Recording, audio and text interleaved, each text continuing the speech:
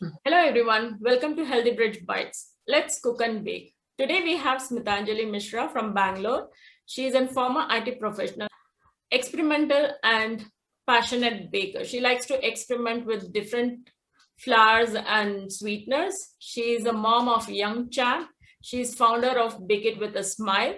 Today she is going to demonstrate for us vegan gluten-free buckwheat chocolate cake. So you can check out her work in the description box.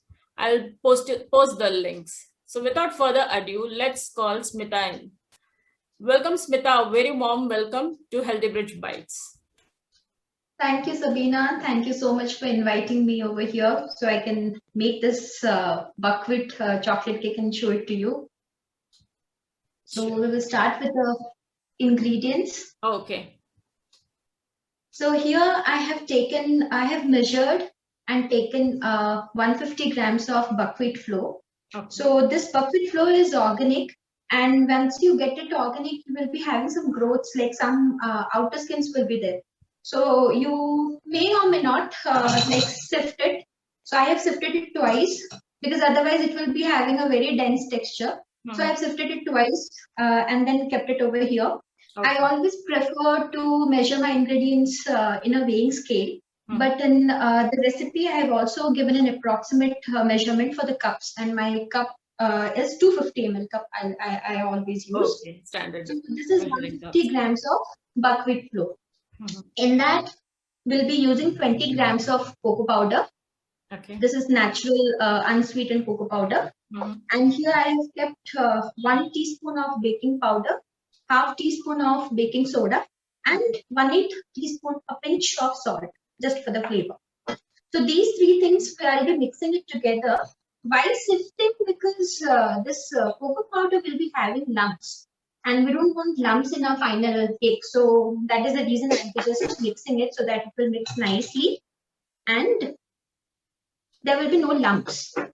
So all the three dry ingredients I'll be mixing. All the ingredients and measurement will be given in the description box in grams and as well as in cups. You can check it out. Buckwheat has a very nice earthy flavor. I like it very much among all the different flours I experiment. I like it a lot. Okay. So, Smita, what are the flours? You said that you're an experimental baker. So what are the flours and what are the sweeteners you have experimented so far?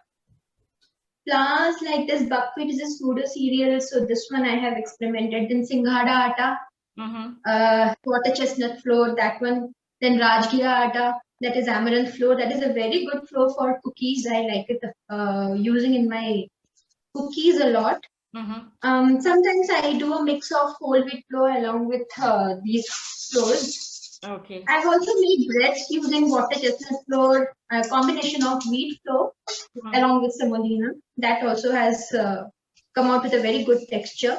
That's wonderful. Yeah. So you have quite a lot of experience with different flours. Yeah, still a lot more to do, but then of course, whatever I know, I will share today. So here almost this mixing is done.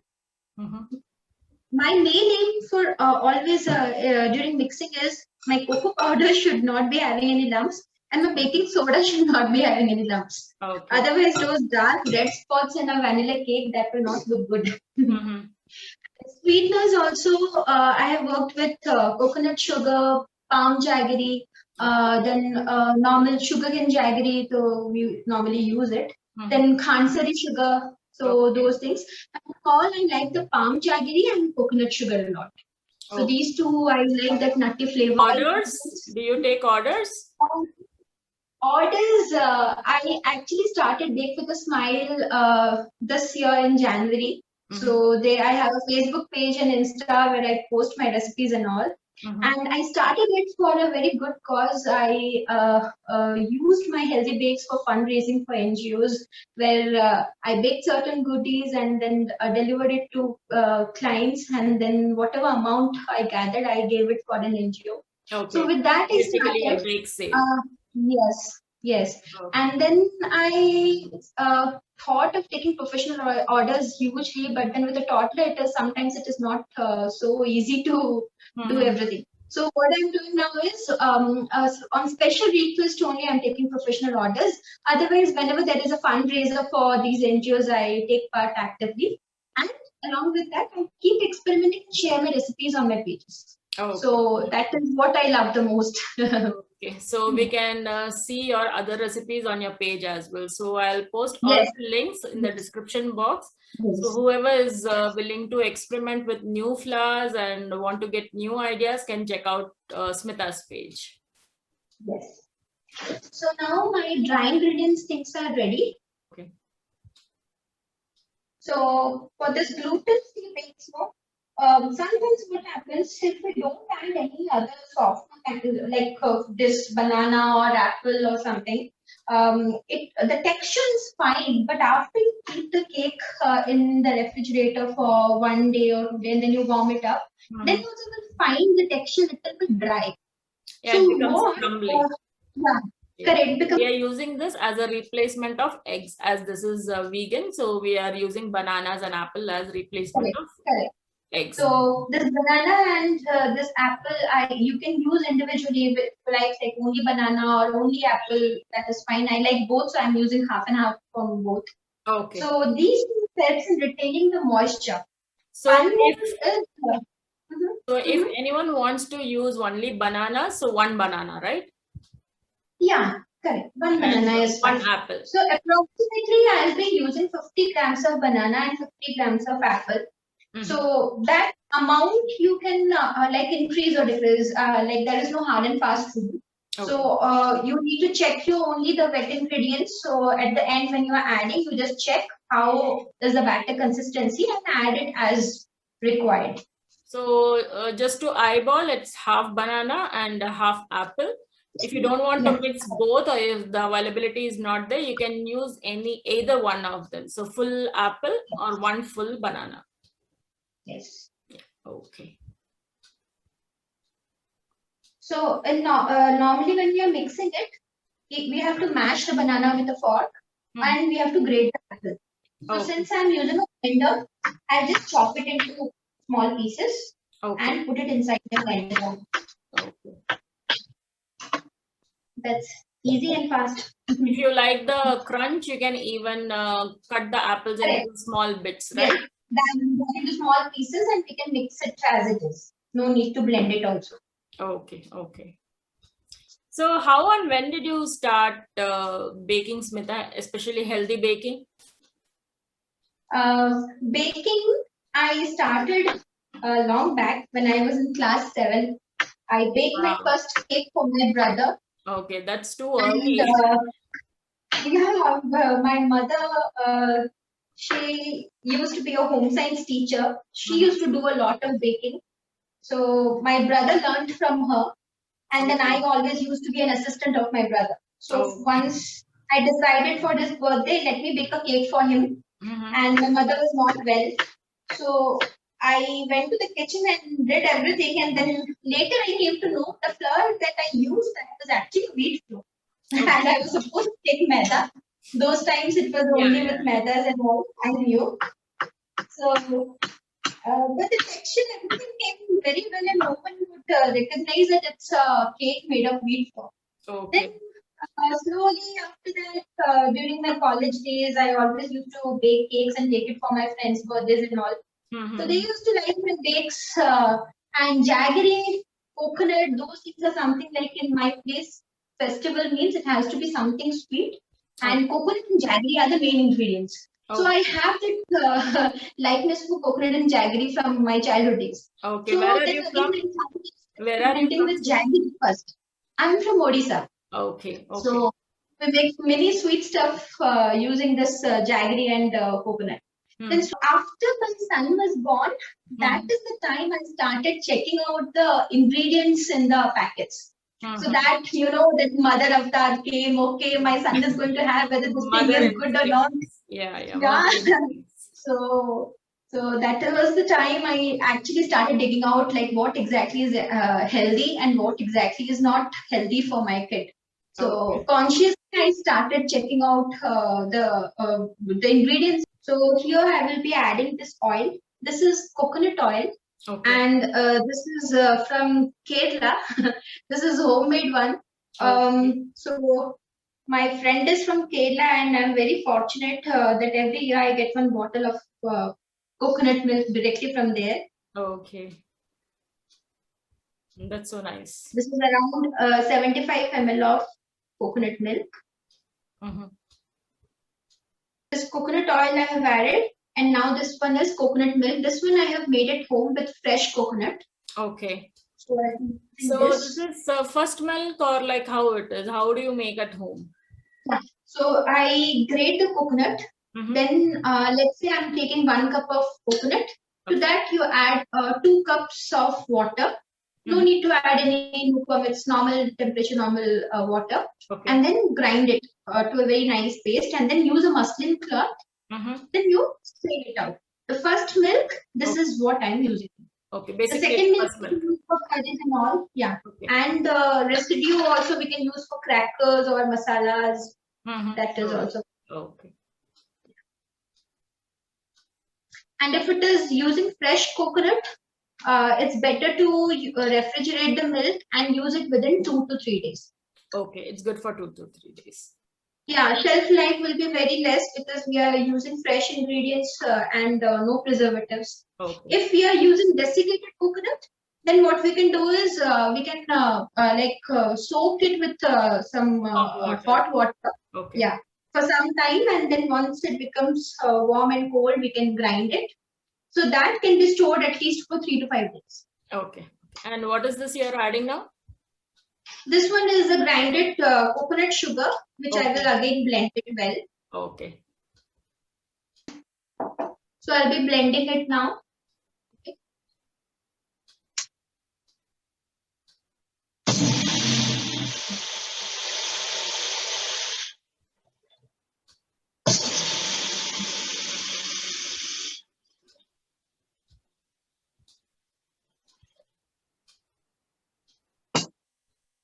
It's ready right now.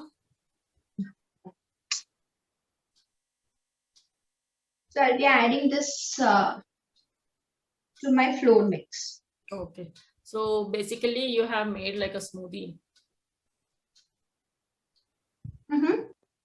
Basically you have made like a smoothie. Yes.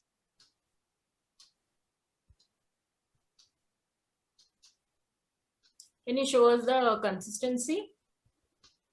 Yeah. As of now, it will be like this. I'm still mixing it.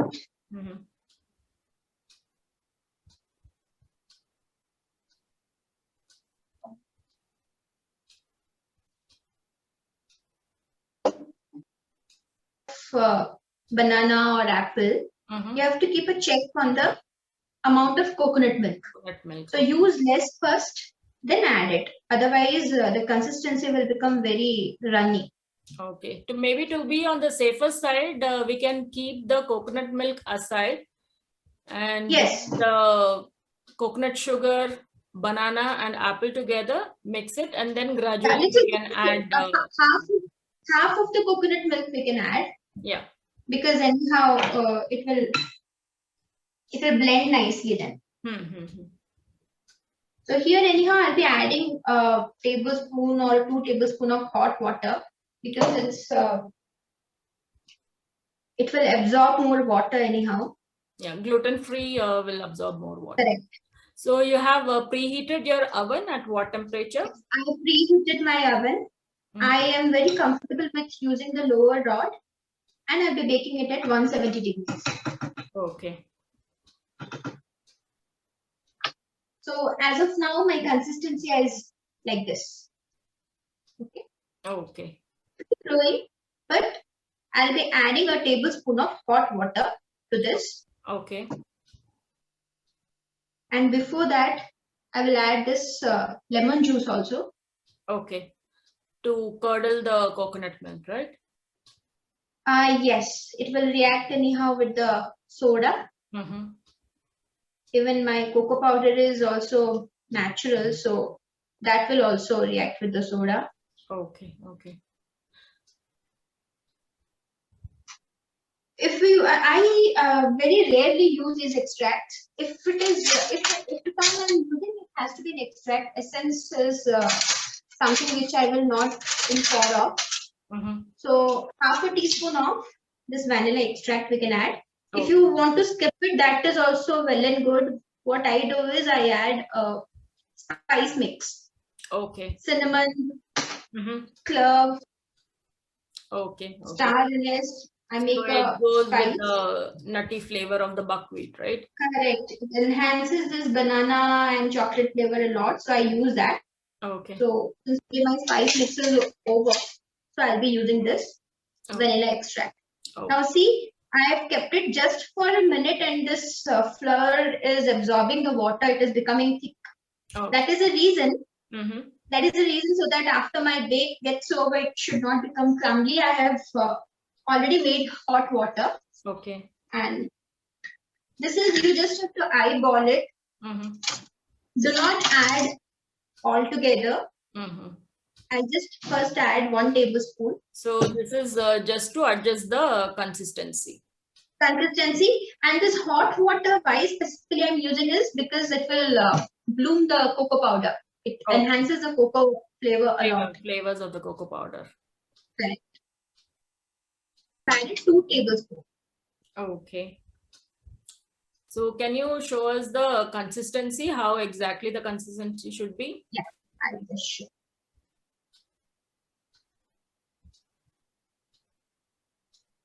See now. Can you see? Yeah, it should be the ribbon, flowy and ribbon consistency, right? Correct. This is perfect. Okay, okay.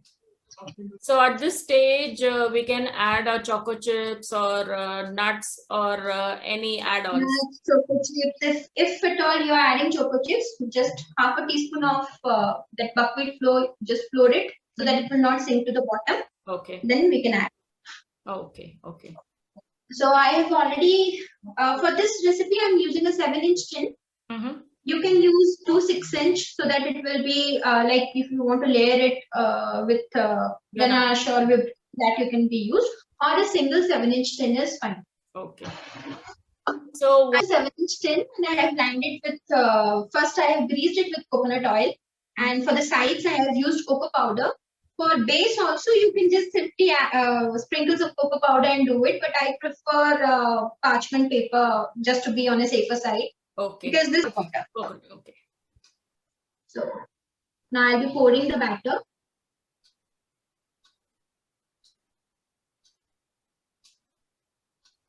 So it's nice flowy and the ribbon texture kind of thing. Yes. Right?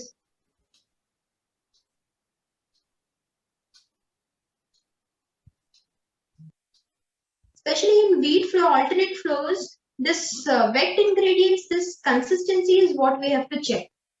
Okay, especially if someone is if someone does not have any, I'm not on a vegan diet, but I like coconut flavor a lot.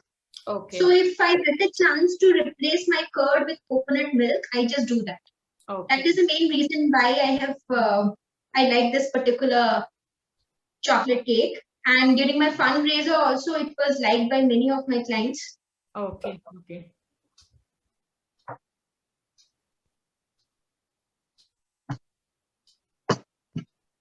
So I'll just tap to remove any bubbles. Okay. And I'll put it in the oven in the middle rack, 170 degrees, and only lower rod on with fan on, which I prefer to work. Okay. So this ovens specifications might be different for different oven. So whatever you would be using, it's better to go ahead with that. This is my specification which I use. Okay. Okay. So for how many minutes should it bake? 30 to 35 minutes. Okay. So I'll be doing a toothpick test at 35 minutes, 30 to 35 minutes, and by the time it will be done. Okay. Okay. So it's in the middle rack, right? Yes.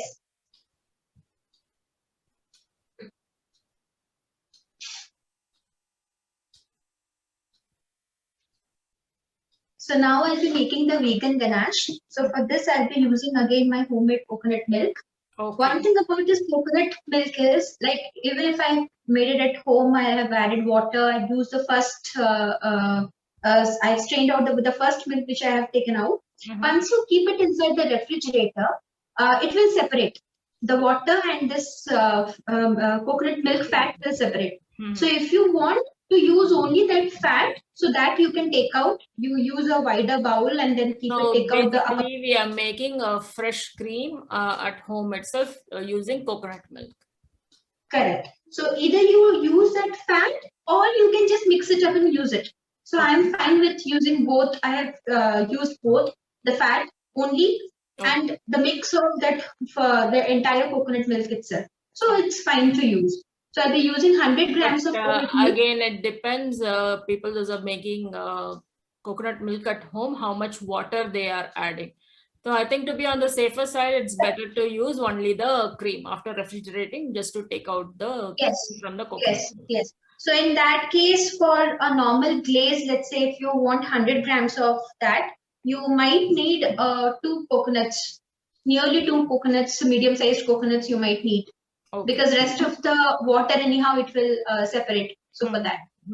Otherwise, since I have made ganache using water also, using normal milk also, so this is fine for me. So this time I have not separated.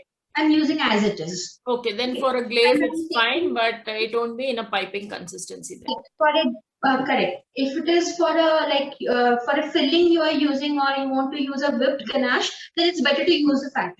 Okay. So that coconut milk cream that we have to use, otherwise the consistency will be very fluid. Okay.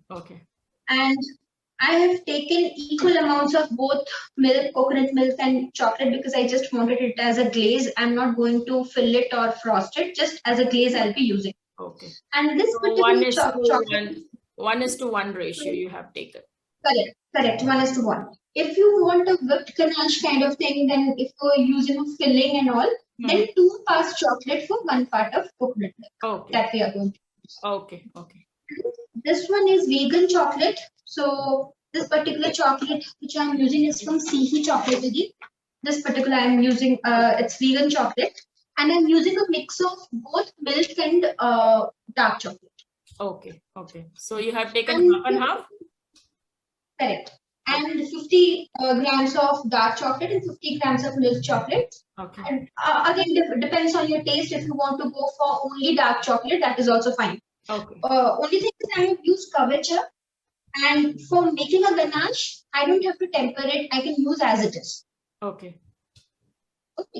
So what I'll be doing is I'll be heating up the coconut milk and add it to my chocolate pieces.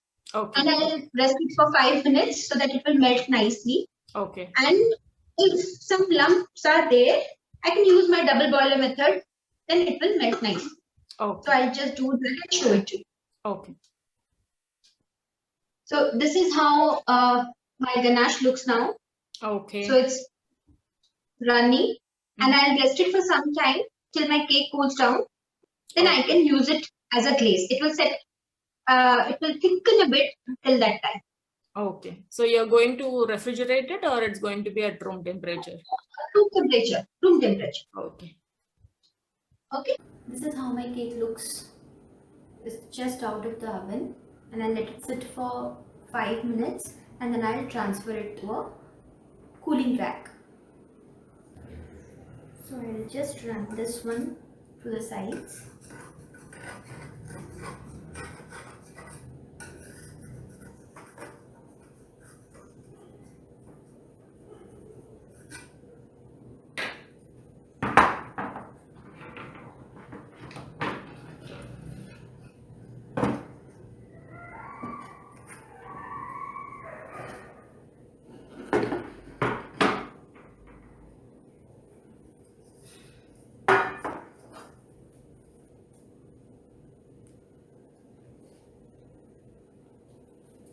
Remove the parchment paper.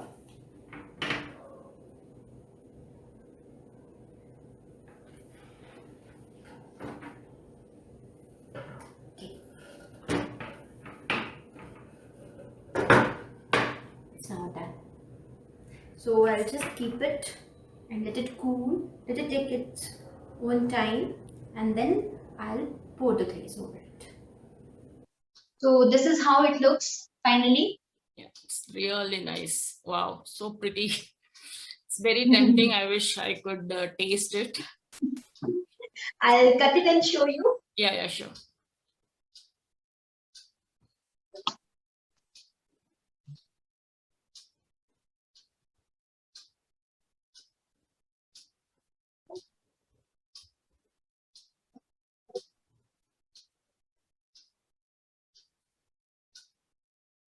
See. Can you see the texture? Yeah, really nice. Texture is lovely. Yes, it's visible. It's visible. It's really hard to say it's a healthy cake and it's made gluten-free and it's vegan. Thank you so much, Smita, for joining us and showing us this recipe. It's really lovely. That too, it's a gluten-free and vegan. Thank you so much, Healthy Bridge Bites. Thank you so much, Sabina, for inviting me. And I'll share all the recipe details. Sure. Everything will be shared in the description box again. Thank you again for sharing this recipe, such a lovely and healthy recipe. Thank you, Smitanjali. Thanks a lot. My pleasure. If you like this video, don't forget to share and subscribe.